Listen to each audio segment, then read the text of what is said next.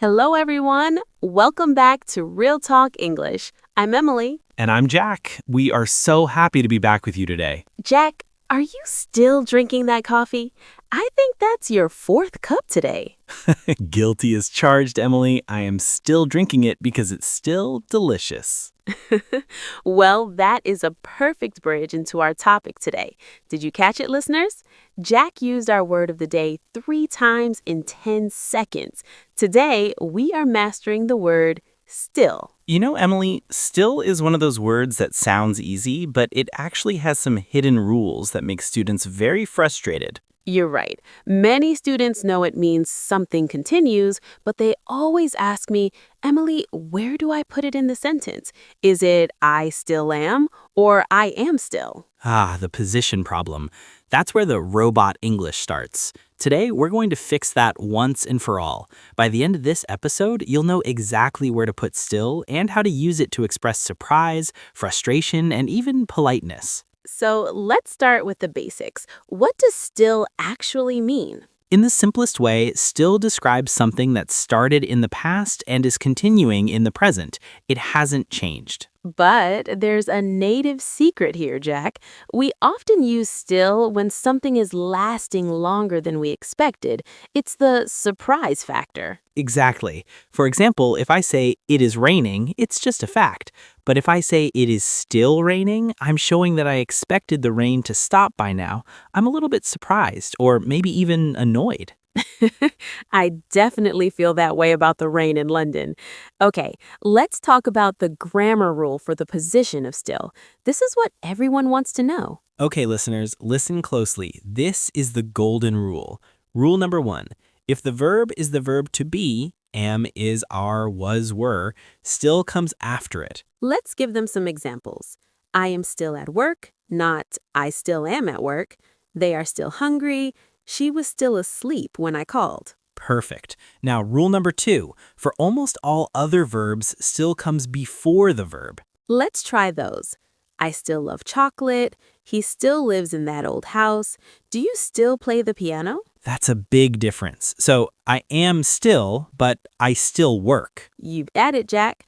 But wait, there's a boss level rule. What happens if there are 2 verbs like I have been or I am working? When we have a helping verb like have, can, or will, and a main verb, still goes right in the middle. Examples, please. I can still hear you. He is still waiting for the bus. I have still not finished my homework. That last one sounds like me when I was a kid. I have still not finished. My mom used to get so angry. I can imagine. Now, listeners, why is this important? Because if you put still in the wrong place, a native speaker will understand you, but they will know you are translating from your head. Putting it in the right place makes your English flow like a river. It's all about that rhythm. I still live here sounds like music. I live still here sounds like, well, a broken record. Exactly. Now, Jack, before we move to the next part, let's talk about the negative sentences. This is where still gets really interesting because it shows a lot of emotion. Oh, I love negative still. It's like the frustrated still. Yes, when we use still in a negative sentence like I still haven't, it means I'm waiting and getting a little bit impatient. Like, I still haven't received your email. It sounds like I'm looking at my watch and saying, where is it? Precisely. It adds a layer of human feeling to the grammar. Wow, Emily, we've only been talking for a few minutes, and I already feel like my still game is getting stronger. I'm so glad, but we are just getting started. In the next part, we're going to talk about a completely different meaning of still that will surprise you. A different meaning? You mean it's not just about things continuing? Oh no, still has a secret life, Jack, and we're going to reveal it right after this. A secret life? You're making still sound like a spy in a movie, Emily. Now I'm really curious. What else can this little word do? Well, it's not quite James Bond, but it's very useful. Sometimes still has nothing to do with time or things continuing. Sometimes it's all about contrast. Contrast, you mean like the word but or however? Exactly. Imagine you're telling a story. You say something negative, but then you want to show that there's a positive side or a surprising side. You use still to connect them. Oh, give me an example. I need to hear this in action. Okay, listen to this. The hotel was very expensive. Still, the view was absolutely beautiful. Ah, I see. It's like saying even though it was expensive, the view was worth it. Precisely. It's a very sophisticated way to speak. If you use still at the beginning of a sentence like that, you instantly sound like an advanced speaker. Let me try one. I'm very tired today. Still, I'm going to finish this podcast for our amazing listeners. Bravo, Jack. That was perfect. It shows that despite the first fact, the second fact is true. I like that. It makes me sound much more professional than just using but all the time. But wait, Emily, what about the other meaning? You mentioned something about quiet. Ah, yes. This is the physical meaning of still. It means not moving or without noise. Oh, like when a photographer says, please stand still while I take the photo. Exactly. Or when the weather is very calm, we say the air is very still today. No wind, no movement. It's a very peaceful word in this context. The lake was still and quiet. Okay, I'm getting too poetic now. Let's get back to the real talk. Don't worry, Jack. A little poetry is good for the soul. But you're right. Let's look at how we use still in daily questions. This is where most students get stuck. You mean like, are you still working? Yes, and remember the surprise factor we talked about in part 1? If I ask you, are you still working? My voice goes up at the end. It shows I'm surprised you haven't finished. Are you still at the gym? Or is it still snowing outside? Exactly. And if you want to answer, you can just say, yes, still. It's a very natural short answer. I love these short, snappy ways to use it. It makes the conversation feel alive. Now, Jack, we have a very important topic to cover, the difference between still and yet. I know we said we'd focus on still, but we can't ignore its cousin, yet. Oh, yet. The word that always shows up at the end of the party. That's a great way to remember it. Yet usually goes at the end of the sentence. And here is the trick. We use still when something continues to happen, but we use yet when we expect something to happen. So if I say, I still haven't eaten lunch, I'm frustrated because it's 4 p.m. But if I say, I haven't eaten lunch yet, I'm just giving you information. I plan to eat soon. Spot on, Jack. Still is about the past continuing, yet is about the future coming soon. Wow, when you explain it like that, it's so simple. Why do textbooks make it so difficult? Because textbooks don't have Emily and Jack. Good point. Okay, Emily, I think our listeners are ready for some golden phrases, those fixed expressions that make you sound like a pro. I have a great one to start with. Still waters run deep. Oh, I love that idiom. It means that someone who's quiet and doesn't talk much might actually be very intelligent or have a very complex personality. Exactly. And what about better still? That's a great one for giving suggestions. Like, we could go for a walk, or better still, we could go get some ice cream. It means even better. Ice cream always sounds better, Jack. Okay, one more. Keep still. We told the listeners this one earlier. It means don't move. Parents say it to their kids all the time. Keep still while I brush your hair. My mom said that to me every single morning. Whew, we've covered positions, contrast, quietness, and idioms. I think it's time to help our listeners practice all of this. I agree, but first, let's tell them about the still challenge we have in the final part. A challenge? You know I can't resist a challenge, Emily.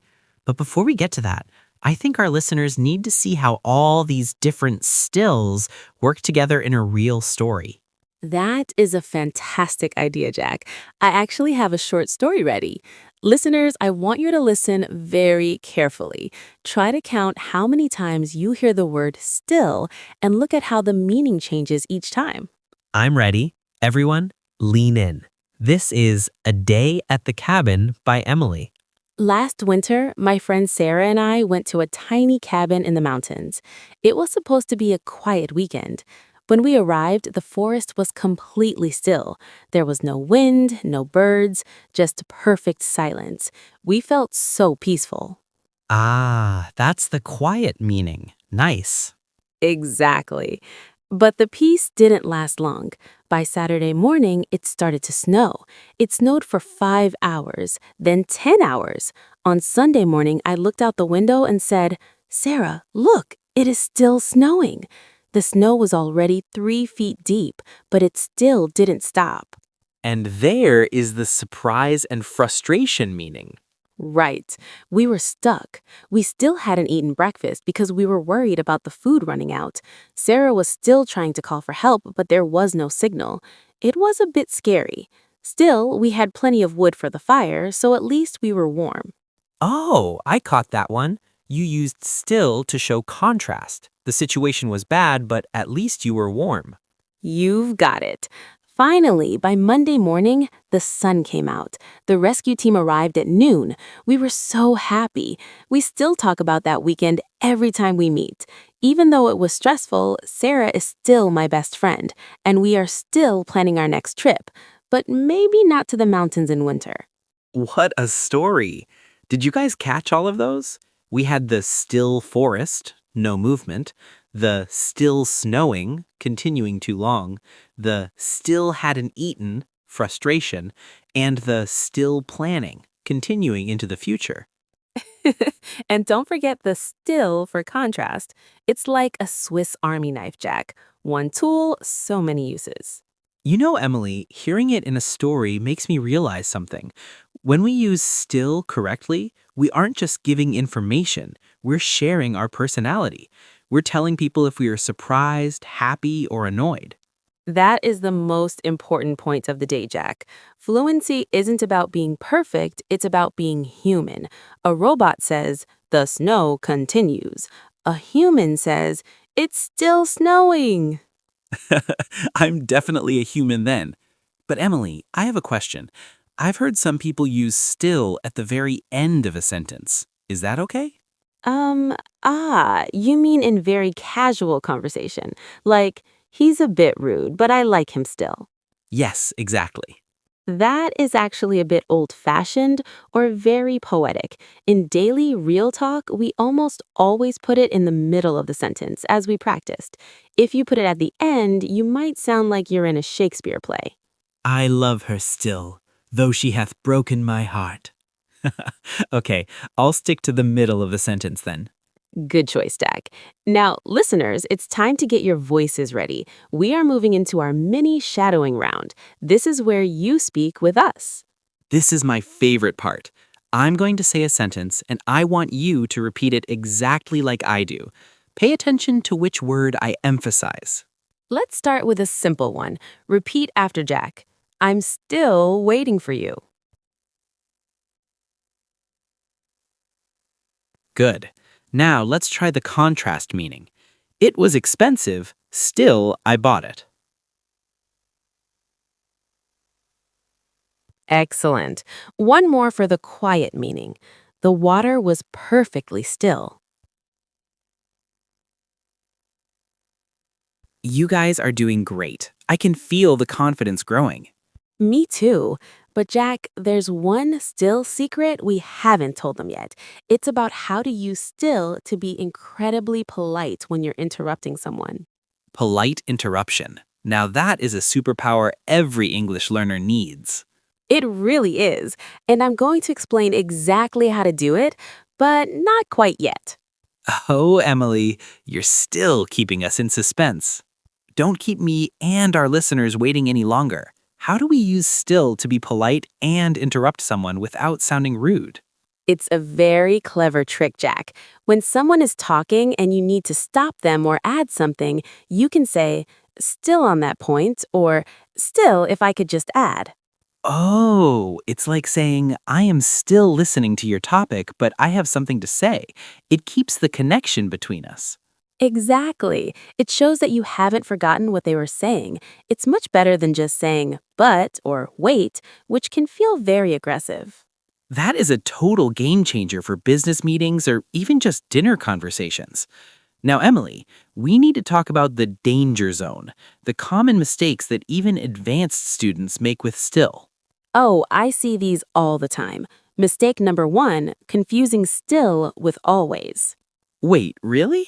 Yes, in some languages, the word for still and always is the same. I've heard students say, I still brush my teeth every morning. Well, I hope you always brush your teeth. If you say, I still brush my teeth, it sounds like you were planning to stop, but you haven't yet. Exactly.